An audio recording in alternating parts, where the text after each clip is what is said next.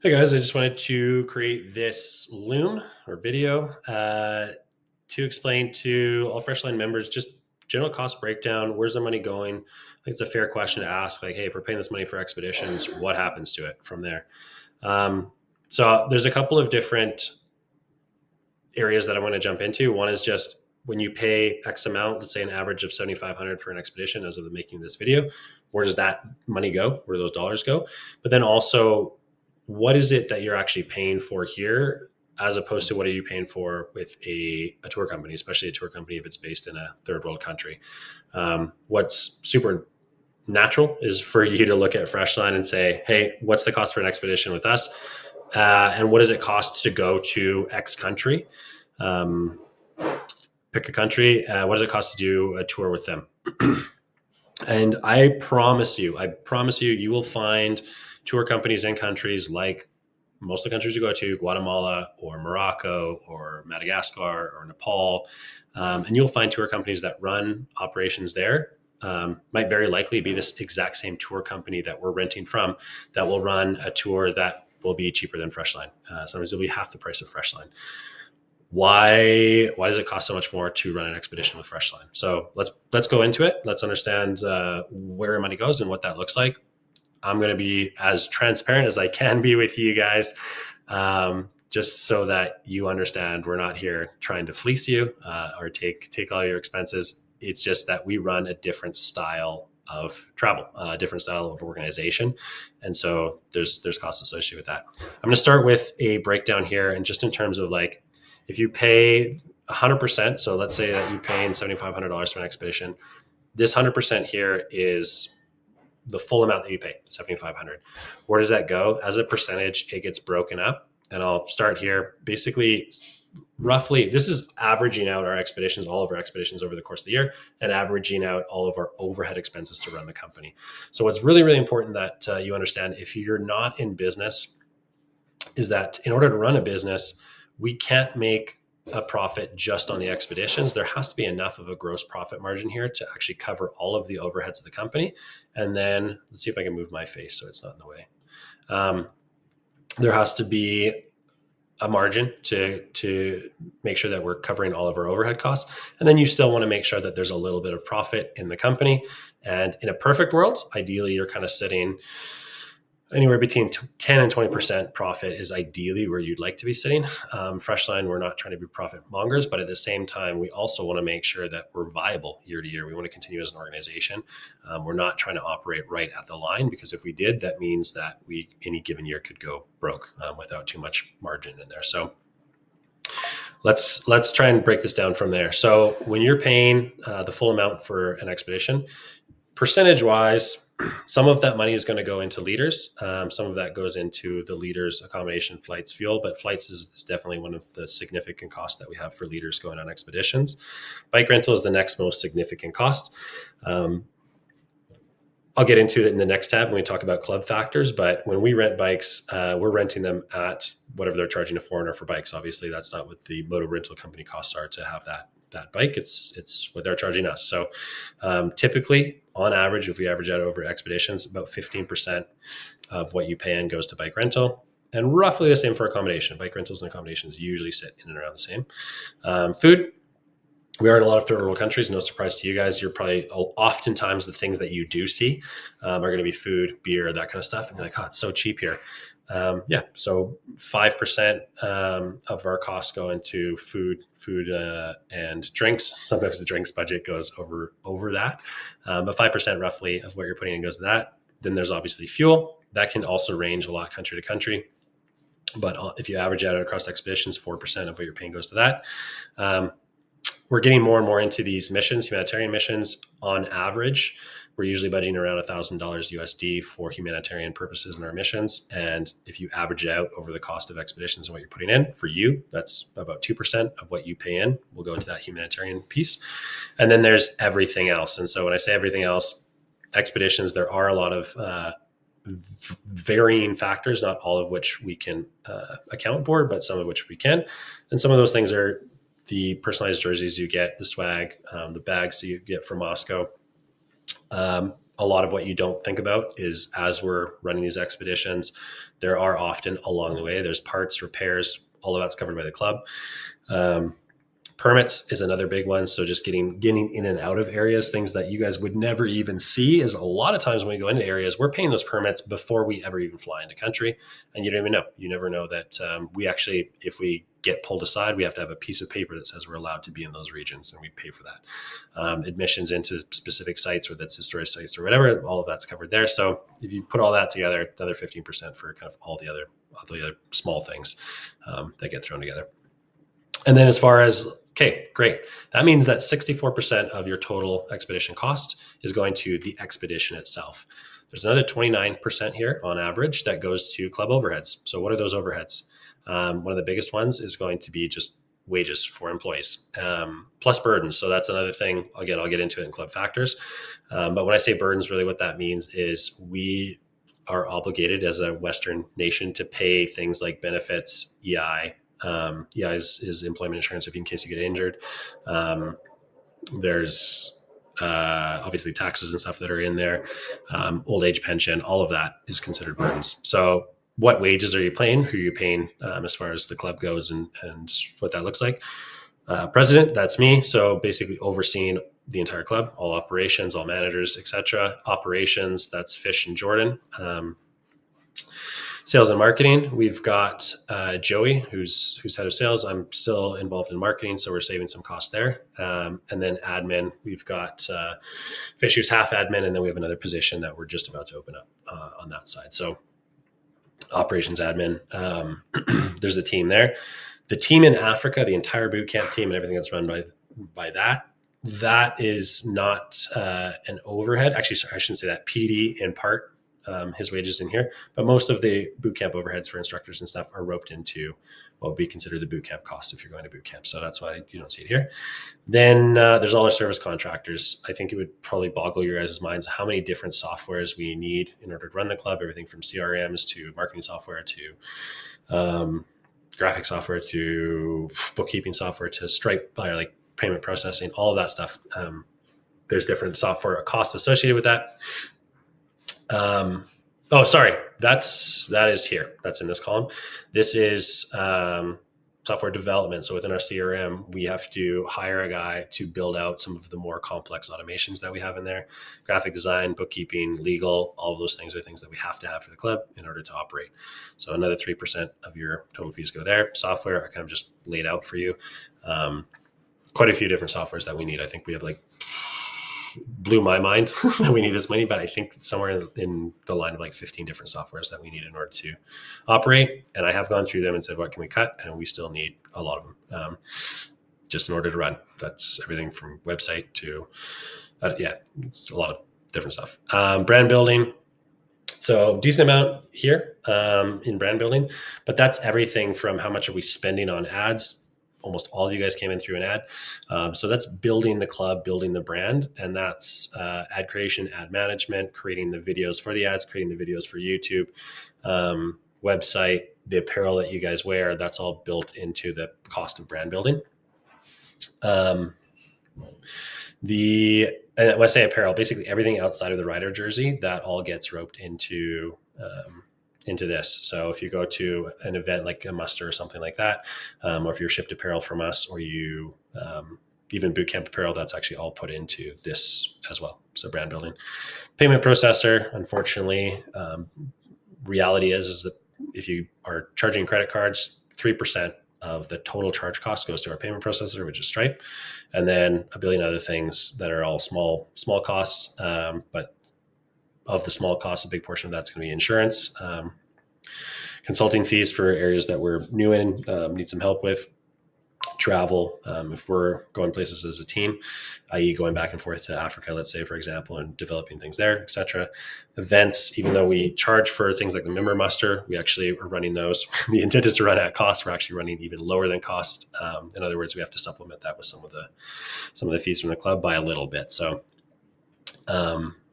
some of that gets roped into here, which puts us at a profit margin sitting at around 7%. At least that's for this year. Now, that's kind of a breakdown of where does my money go for an expedition? Why can we not operate leaner? Let's go into that. So club factors. Here are a number of expenses that we have as a club, as Freshline, that you're not going to get from a third world provider. So if you're saying apples to apples, comparing Freshline to Moto Tours Guatemala, here's a number of expenses that they are not going to have. So some major categories here. First of all, we run an expedition. They run a tour. Big differences. If we're running an exploratory expedition, that means that we're constantly making the decision to go into areas where there are unknowns, where we don't know what we're dealing with. And we're giving you guys a true raw level of adventure where you don't have a guide holding your hand going through the whole process. You're paying for the ability to go through this with a group of guys and face those challenges together. It costs more. It does. If you're running the same, I promise you, if Freshline ran the same route again and again and again in Guatemala, we could make deals with local restaurants. We could make deals with local hotels. We could figure out where our efficiencies were in that route and make sure that we're saving money. That's intentionally not what we're doing. And that's part of what the appeal is for the guys that are part of Freshline. So that's a big thing. Another huge thing is just global versus local. What are the expenses to running a global company versus a local tour company, especially in a third world country? First, a lot more logistics. If you're running in one country, you're dealing with one language, you're dealing with one set of laws, one set of regulations, you're dealing with one set of permitting, and you do that once and you do it all together. We are in new countries every month, all the time. There's a lot of logistics and logistical planning that goes into that. If you want to be part of a club that's running global expeditions, then the costs are going to be higher when it comes to planning those expeditions. There's way more. It's way more involved. We take each individual expedition. We're planning 14 months out. So that's a tour company does this once. They do it once. They don't need nearly as much time, and then they're just rinse and repeat. And they do that. They do that tour again and again and again. They don't need to do 14 months of logistical planning. Leader flights. Yeah, tour companies have tour guides that they pay. I can promise you, we've discussed with those tour guides while we're in country wages that they make. We pay more guaranteed in leader flights than these guys are making on average per tour in these third world countries. I promise you, we're paying more than the tour operators are making in Morocco or Madagascar or Nepal or wherever in just the flights alone. So when we fly the leaders around countries, yeah, it's a few grand typically to fly places. The other big thing is we pay the full cost of bike rental. So when a bike rental company rents a bike to us at anywhere between $100 to $200 a day on average, then that's what they're making on the bikes. When they run their own tours, they're not factoring in a $200 a day rental. They're trying to make margin on just that tour. And that applies to everything else, not just the bikes, but we pay foreign prices on everything. When we go to these countries, they're almost always in a third world country. There's almost always a locals price, what locals pay, and then there's what the foreigners pay, and that applies to everything. That applies to food and fuel and gas and accommodations and all the little things. We pay a markup from what you're paying as the local. So again, if you want to be part of a local club, a global club, there is a cost that's associated with that. The other thing is just to get a global club to be able to ride with guys from around the world on a consistent basis. That means we're running global marketing campaigns. I promise you, again, most of these third world small tour operators, they're not running large global multifaceted campaigns. I mean, we are, to build the club that we're building, to build the community that we're building. A huge thing, and I kind of addressed this earlier, is that we're paying Western wages. There's more logistics there's more logistics involved in these expeditions, which means that even though we have a relatively lean team, it does require a lot more effort to deal with all of those logistics. And the reality is that we're paying way more in wages because our livable wage in the Western world is much higher than it is in those sort of third world countries. And even then, I know a lot of those guys, even in their own country, are not making a livable wage. A lot of those guys are just barely surviving on the line. So yeah, we are making a wage with the employees that are with Freshline that doesn't have them struggling. Another big part of where your money goes within Freshline does not happen in a local tour company is our philosophy that we want to leave people in places better when we find them. So leadership development. Most most local tour companies are not developing their leaders. I don't know if I have it up, but we have a very comprehensive, like over 100 kind of learning development points that we're training our leaders on before they go into expeditions, and that's in order to create just good expeditions for you guys, making sure that those guys are going in fully prepared, and it's not as Mickey Mouse as some local operations are. So even though chaos absolutely happens all the time in expeditions, our philosophy is we want to go prepared into that chaos and be ready for it and make sure that the leaders are ready for that. Now, part of that development of the leaders is actually working with the leaders to develop you as a member. So intentional leadership development, the campfire discussions are not by accident. That's all premeditated. And there's a lot of stuff that we continue to like develop and train on. So going to our own courses and things, which actually Freshland's not paying for, to understand how do we better develop the men that we've got. So a lot of that intentionally goes into training the leaders and how to work with you guys to really go a lot deeper than you do typically if you're just going to drive around a country. It's saying, how do we make sure that we're lifting the guys up? Discussed this before, but again, tour company, there's not a humanitarian budget. There's not a mission to go help people. That's part of the cost associated. Another thing is just creating high-end videos. Most tour companies are not creating, especially third world countries, not creating high-end tour or high-end videos that promote the club, the brand, and then again, you by association. So the idea here is for each of you guys that are in the club as a member, getting you to be associated with the brand that is badass because it is, because a lot of what you guys are doing and what we're doing together is it's very unique and it's cool, and it's something that we're actively getting more and more people in the world to know and understand what we do. So if you're associated with it, again, creating high-end videos, that's not something that is happening in third world countries with other tour companies. And then going a little bit further down that line, what's typically not happening in tour company is, first and foremost, Freshline has always been about creating something that invests into you, the member, and into the brotherhood. You're not getting this from a third world company. So where's some of that money going? We're going into personalized jerseys, bags, these partnerships that we're developing with other companies. You're not getting those partnerships with the motor tour company. We're trying to hold back in the community. I feel like a lot of you guys forget that when you're on expeditions, is that a huge chunk of like what we're doing here on the back end is maintaining the community in Mighty Networks, is prompting get-togethers between guys, is making sure we have the bi-weekly calls, is constantly looking at how do we continue to develop the interaction between the guys, the thousands of messages that go back and forth between you as individual members and us as the leaders is not something that typically is happening with a tour company, because we're bought into you and we're not bought into just you going on a ride. So going a little bit deeper down that is the vetting process. Again, tour companies are not putting together an extremely invested vetting process, which for sure has costs associated with us to make sure that we're going through a lot of effort to vet out guys that you don't want on expeditions.